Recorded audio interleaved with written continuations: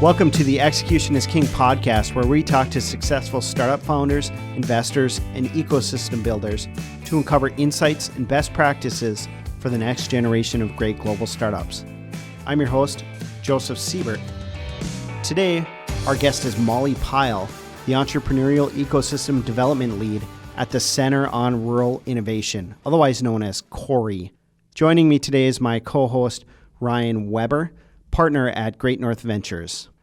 So a lot of founders and a lot of investors, especially those who have some success, start to go back and they want to give back to the community a lot of times. For example, Ryan, you and your brother Rob, you had success as founders, and then you turned around and decided, hey, there's this shortage of capital. Let's start this venture fund.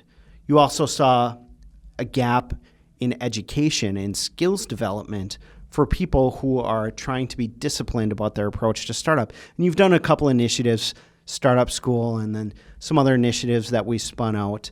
And other organizations have kind of picked up the mantle with the education stuff. But at the basis of it is you seeing and recognizing the importance of developing a startup ecosystem.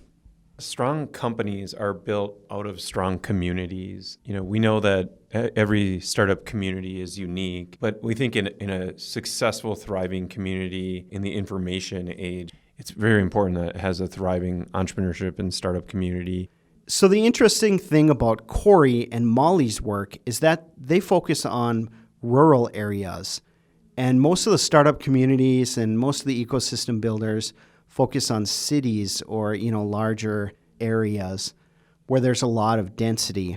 So it's really interesting, especially for rural communities that find themselves lagging behind economically, to pay attention to this kind of research and the stuff that CORI is doing. I moved to the St. Cloud from the Twin Cities in 1998 to attend college. The population here is around 189,000.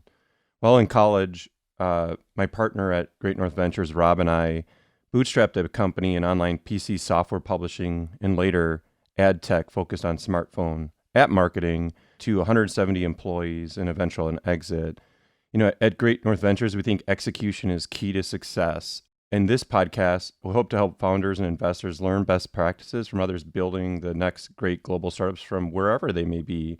And I'm really excited today through the work at Great North Ventures. I've had the great fortune of interacting with CORI and some of the work they've been doing with ecosystems in the region. So, Molly, could you start off by telling us a little bit more about your background and what CORI is? Yeah, definitely. So I got started working in entrepreneurship, working with startups, running incubators and accelerator programs at a company called Singularity University based in Silicon Valley.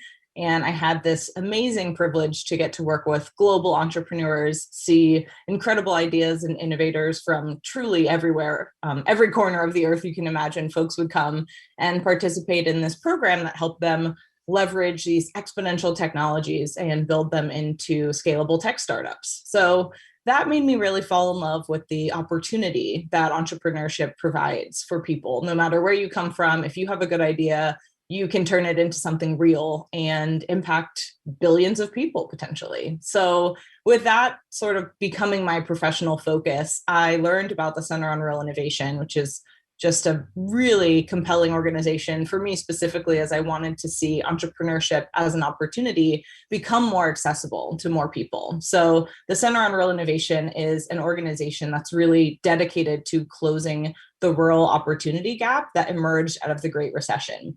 I joined the organization in August, like Joseph mentioned, as the Entrepreneur Ecosystem Development Lead. And that's really just a long way of saying I help rural community leaders build startup communities and entrepreneur ecosystems. And what that means is building that infrastructure that's necessary to help entrepreneurs thrive, to help aspiring entrepreneurs who have an idea but maybe don't know that they can take it forward and execute it, figure out who are the people, who are the programs, where are the partnerships, what can I access that can help me actually create this tech startup, even if I am in Red Wing, Minnesota, or Cape Girardeau, Missouri, for example. So these uncommon places that you don't often hear about as, innovation and tech hubs, but Center on Rural Innovation really believes that they can become these kinds of tech hubs. And part of that why are we focused on rural America specifically? It's because, to be frank, it never recovered from the 2008 recession. So though urban and suburban communities really bounced back, rural places failed to replace the jobs lost in that recession, let alone grow their economies. And then we all know the effects of COVID nationally, globally, no matter where you are, who you are, we all felt the impacts. But in rural specifically, only 5% of tech jobs, even before COVID, were in rural areas, despite the same regions representing 15% of our national workforce. So all of this very unequal recovery stems from what we're seeing: the automation of jobs, so many of which were originally in rural, like agriculture, manufacturing; globalization, so outsourcing some jobs that could ultimately be done by Americans if they were skilled up to be able to meet the needs that those jobs require in terms of skills and talent; and this 30-year decline that we've been seeing in entrepreneurship. So that's why we're really committed to creating sort of inclusive ownership of production in the age of automation. That's great. Just for framing today's conversation a little bit, can you talk about, for CORI's focus, can you define what you mean by entrepreneur and what you mean by rural? Yeah, totally. So rural, we talk about like a community in the population size of 5,000 to 50,000, which may seem even bigger than you might think. But something that we think is important is trying to create, whether it's through regional partnerships or through technology as well, the density that rural communities and rural areas lack, that you just naturally have population density in an urban area. So we think about rural in this way. We try to encourage the communities that we work with to take more of a regional approach and think about how they can leverage technology to build more of an ecosystem and inclusive culture. And entrepreneurs, anyone with an idea who is actively working on turning that idea into a startup. And we specifically focus on folks interested in building scalable tech startups. And we do that because there are lots of organizations, incredible organizations like SCORE and Co-Starters and the SBDC in local communities that will help folks with a Main Street or small business, or sometimes called a mom and pop kind of business idea. And we acknowledge that that kind of entrepreneurship is critical and is a backbone to really the American economy. But what we want to see is scalable technology startups being created in rural communities, because we've seen the returns that those kinds of companies can have in terms of jobs, in terms of wealth being created for that community. So seeing those kinds of impacts, helping people create tech startups, also the rise of distributed work and remote teams being something that you can do, build and scale a startup in rural Maine, and you could have some team members in other hubs where there's more tech talent perhaps, but doing that, helping bring the jobs, helping bring the wealth and create that in a rural community, that's our goal. That's what we're really focused on. Great. Can you share a little bit more about what a community needs to be successful? Is there a checklist of must-haves that you have put together? Or?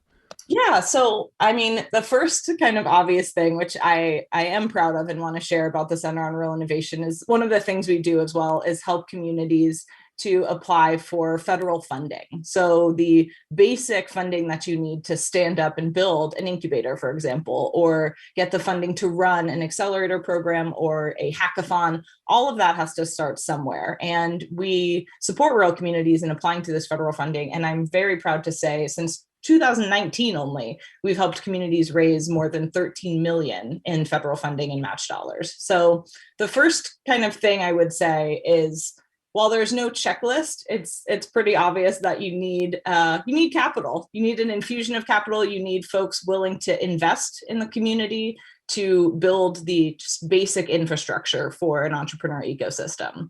And, there is no replicable formula that you can take and drag and drop. We've seen some things work in some communities and not work in others, but ultimately, too, one of the most basic things, in addition to just having some infusion of capital, whether it's federal funding or investors or a mix of that, public-private partnerships, is also just access to connectivity, to high-speed internet. So just to illustrate, and part of what CORI does as well, another branch of our organization is support communities in accessing broadband and getting broadband set up. So for example, a recent Deloitte analysis of the digital divide's economic impact showed that a 10% increase in broadband access in 2014 would have produced nearly 900,000 more US jobs and 168 billion more in economic output in 2019.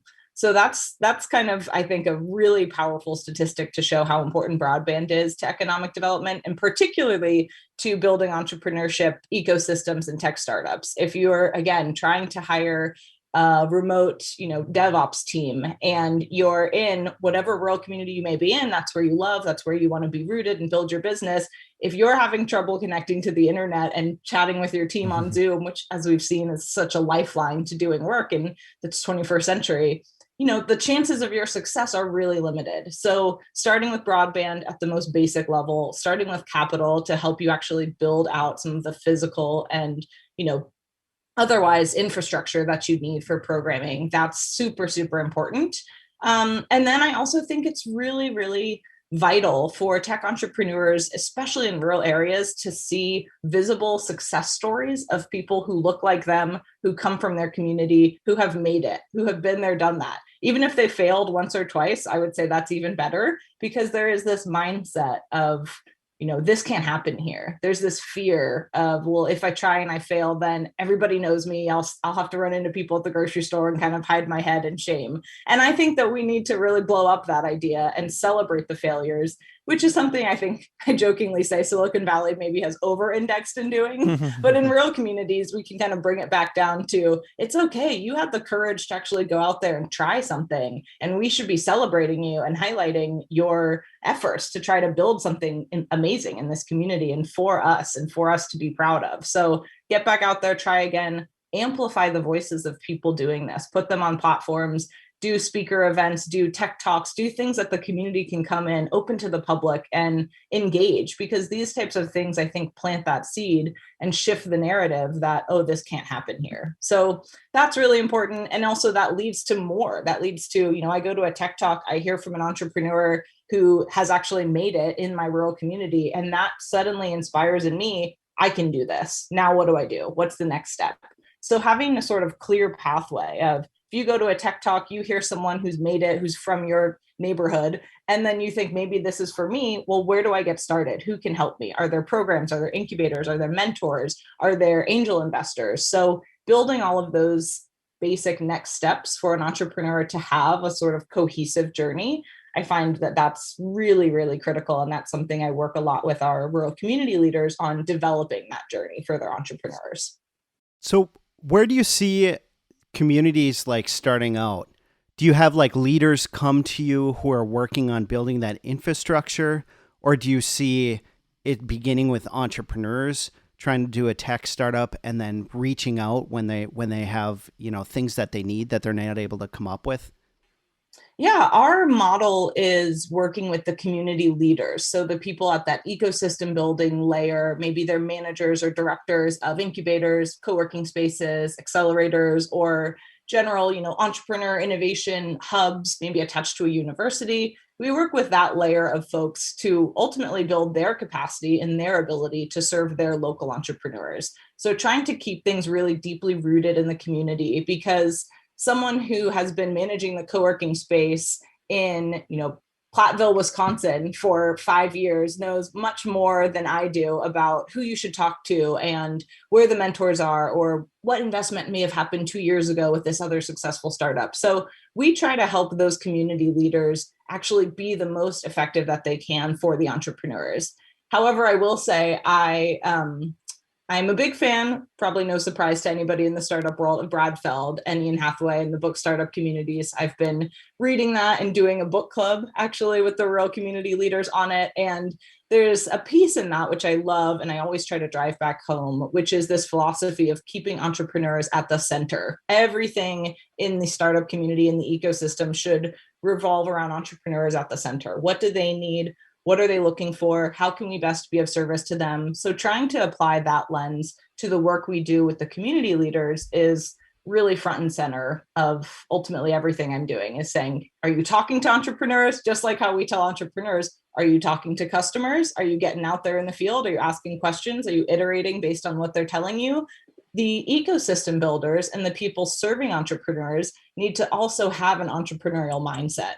They need to be flexible and adaptable. They need to respond to the changes of what the entrepreneurs are saying they're needing, or what's working or what's not working for them. So trying to really help them adopt that mindset and be the best possible, supporters and fans and amplifiers of their local tech entrepreneurs.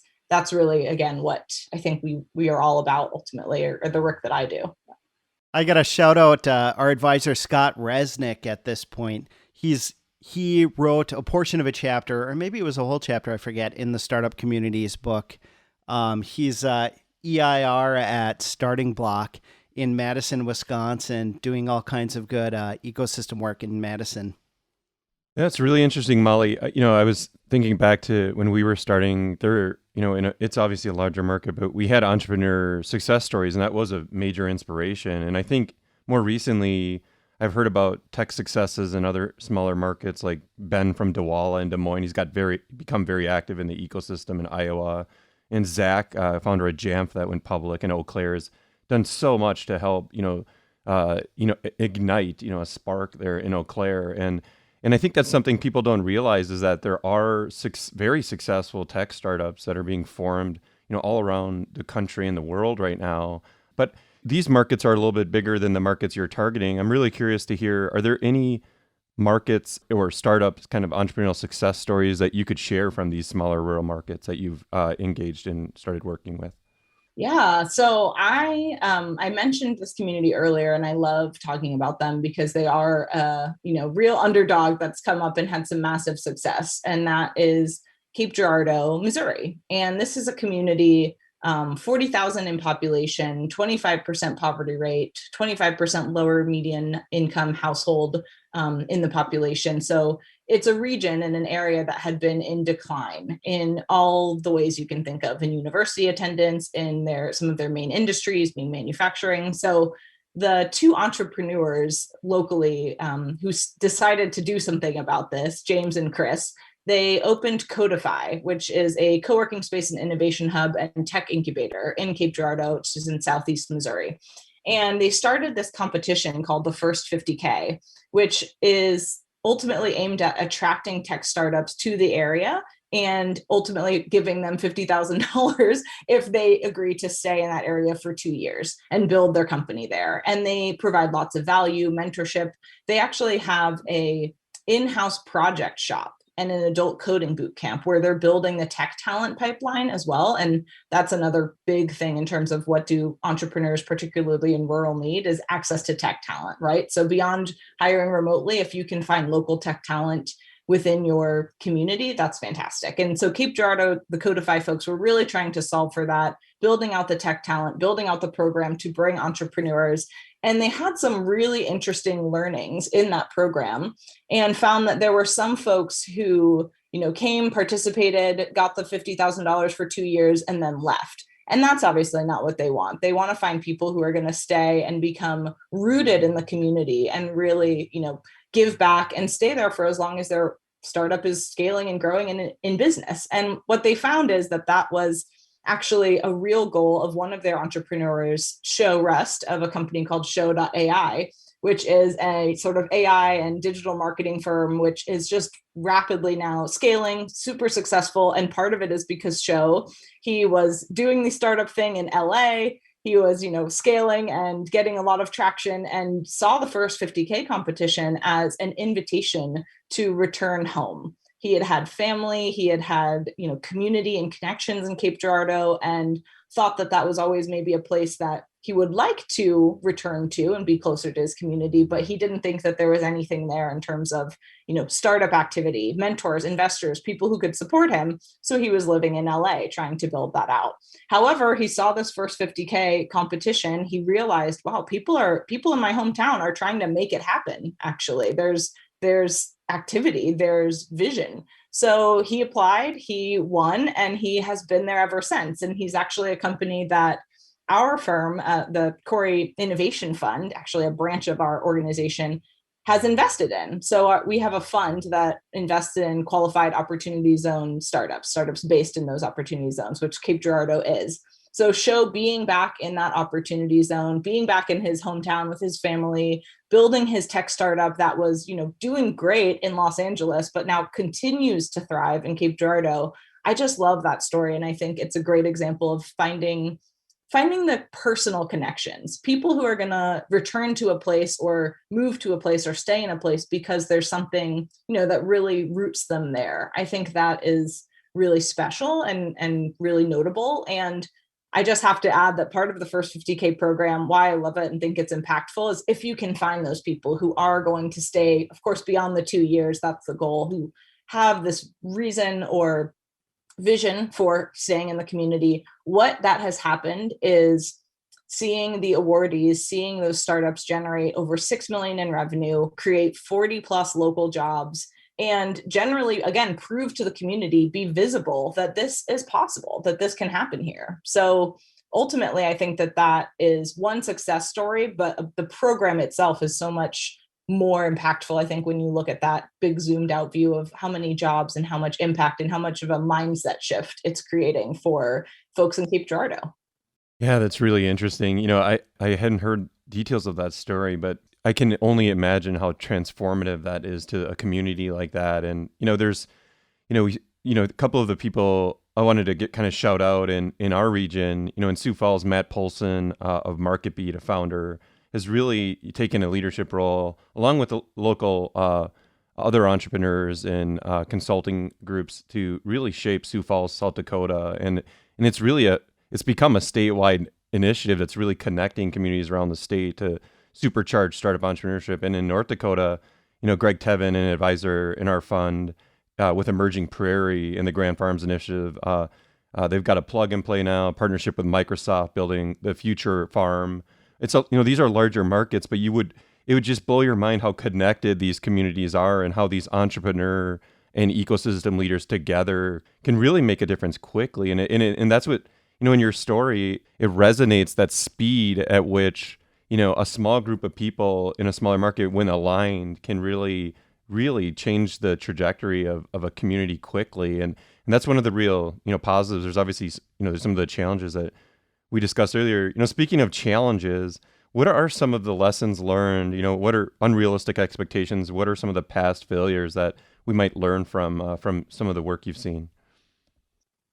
It's really important, like I had mentioned, that tenet of keeping startups and keeping entrepreneurs at the center of everything. So anytime that there is a story of a pitfall or a failure, I try to think about, well, what were the symptoms or the factors that caused this? And almost every time, I would say, if not every single time, it's when governments or other actors, stakeholders, people kind of outside of the direct sort of center of entrepreneurship are trying to exert control, trying to impose their views from the top down, rather than letting the entrepreneurship ecosystem be really bottom up, be led by entrepreneurs. So architecting out entrepreneurs from leadership is the most, I would say, accelerated way you can lead an ecosystem to fail. If the entrepreneurs are not the people at the center making decisions, having their voices heard, having their needs being met, I think that is something that, will be a fast track to pitfalls. And I think that all too often too, there is this expectation of these kind of actors or investors at the maybe government or other level who believe that there is such a thing as an overnight success story. And while there are definitely people who can move fast and break things, as they say, all over this country, and particularly in rural areas as well, because I really believe that innovation and being resourceful is kind of at the heart of a lot of people in rural's mindsets and attitudes. You had to be innovative and resourceful to survive in rural America, really, for so long.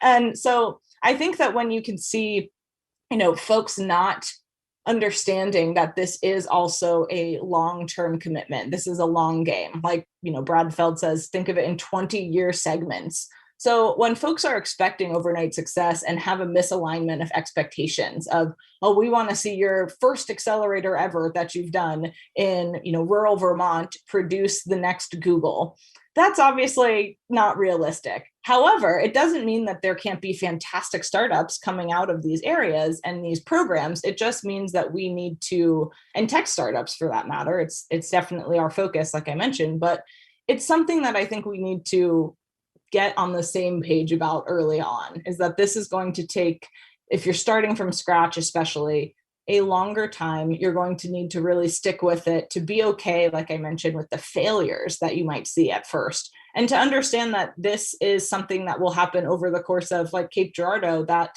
kind of massive impact and all of the millions that they've generated and the hundreds of jobs that have been created beyond that first 50K program. They also have tech startups being built just within their space. All of that happened over the span of now seven years or so.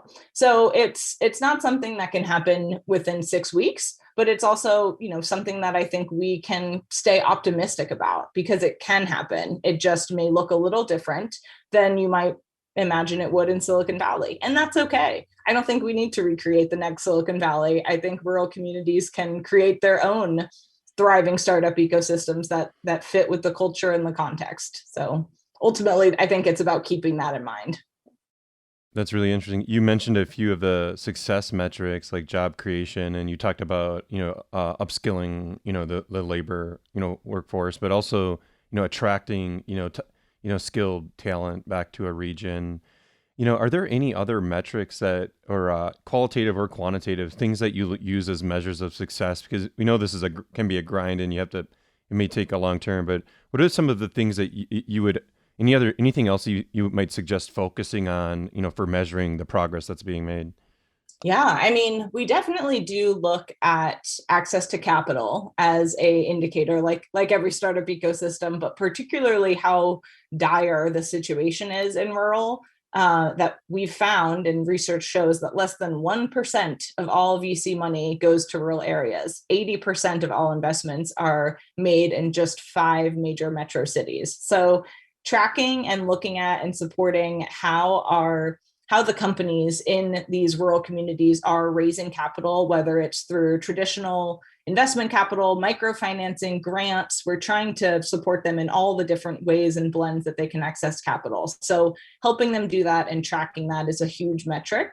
It's also, the the equity investments that they can get from that, wanting to see that. It's the exits. We've had and seen a few exits, a few IPOs, a few acquisitions. So trying to track all of that, but also, just the general startups, if you're starting really small, that are participating in your incubator. Are you growing that number over time? Did you start off with 5 companies in your incubator or accelerator, and then 3 years later, you've got 25?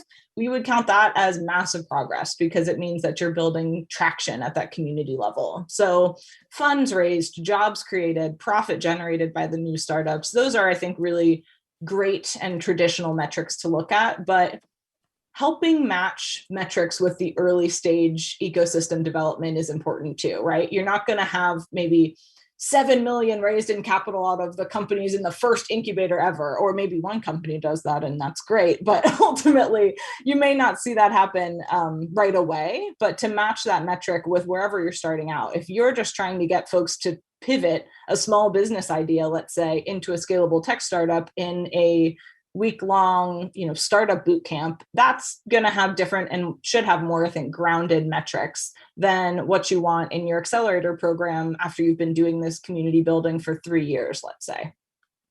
Could you talk about, kind of changing gears a little bit here, where can someone find resources as a community leader or entrepreneur for supporting rural startups? You mentioned a book earlier, Startup Communities. What other resources at CORI or more broadly do you often recommend? Yeah, like I mentioned, doing that book on the Brad Feld and Ian Hathaway book is I think a great tool for learning and for rural ecosystem builders to really get that perspective. I also, selfishly would say what we're doing at CORI is really partnering with folks to help navigate how can they build this startup community? What do they need to do? Who are the partners? Where's the funding? So we do a lot of that. I also point people to the resources from the Kauffman Foundation. I think they are doing some really innovative work and are supporting entrepreneurs in, the heartland, in rural areas where I think it's really needed most. So I also think that as much as I mentioned before, you've got to get the actors and the governments and the stakeholders to really understand and put the needs of the entrepreneurs front and center. And assuming you can do that, I think that government's actually a great source of support for rural entrepreneurs and for ecosystem builders. So if you know how to navigate those complexities of federal funding, SBIR process can be great for non-dilutive funding, though it can be challenging. There's also a lot of programs through the Economic Development Administration. We support communities to apply for the Build to Scale program, which helps you really get that first infusion of capital to build out a scalable tech startup ecosystem. There's also the USDA RISE grant, which was just announced, which provides funding for tech, innovation, entrepreneurship, even building physical infrastructure, building the incubator space that you may need. So I suggest, folks stay in touch and tuned into what federal funding opportunities are coming down the pike, that Kauffman Foundation, that CORI. I mean, I would say the content that y'all are producing too at Great North Ventures could be fantastic for people in your region. So I think it's important, to take the national level, understand what's happening at sort of that layer of the entrepreneurial vision and possibility in this country, but also what's happening at your community level. Are there great people producing events and content and trying to make connections? And they would love to have more people at those events and reading their blogs and showing up. And so finding whatever's in your area, but also tuning into some of those national resources. I also just really appreciate the work, though it may not be a resource. They bring a lot of, I think, thought leadership to this work, is Village Capital and Rise of the Rest. So those are two that I kind of like to look to as well for what are they thinking? What are they saying? What are the frameworks they're putting out? And, how does that look and compare to the work that we're trying to do in building these ecosystems in rural specifically? Thanks so much for coming on the podcast, Molly. I usually close out with the same question every time, and that's to ask you, who's someone or a team or a startup, or in your case, it might be an organization, but someone who's flying under the radar. Maybe people haven't really heard about them, but that's really executing, that people should be paying attention to. It's funny. I would take a wide approach to this question and say that every rural community that we work with is in many ways flying under the radar, right? And should be looked at as a really, interesting place and a inviting place to invest and to just understand, learn more about what startups are there, that tech startups are actually viable and are happening and are being created in these rural communities. And I definitely think I would be remiss not to mention Red Wing, Minnesota, being a place that we work and partner with that community. And though it's not exactly under the radar, because one of their startups was on Shark Tank, actually. And I was just, learning a little bit more about her story, and was really proud of just the way that she has built this company with her brother from, the ground up, and ultimately got an offer from the Sharks and turned it down, and is just crushing it otherwise with profit. So I love to see those kinds of things. It's not under the radar, but I think there's lots of other entrepreneurs in Red Wing and being served by Red Wing Ignite,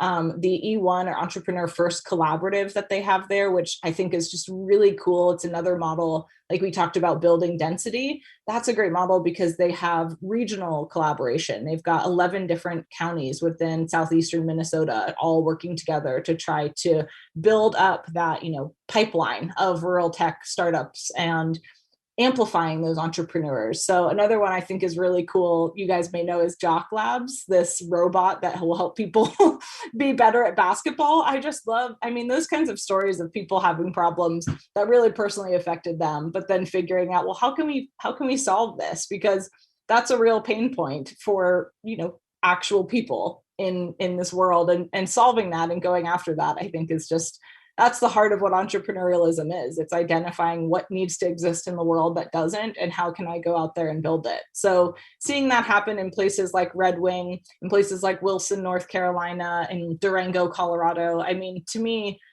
that's the stories that need to be told. Those are the underdogs that we need to be uplifting. Those are the people flying under the radar that I could talk about all day, because I just think it's really exciting that we have so much more as a country to give in terms of entrepreneurship, in terms of innovation, than just what we see in these 5 major metro areas. What a great summation, too. That's what it's all about, identifying problems people have and fixing them for them. That's fantastic. Again, thanks so much for joining us on the podcast today. We'll catch up with you later. Yeah, thank Thanks, you Molly. for having me. So fun.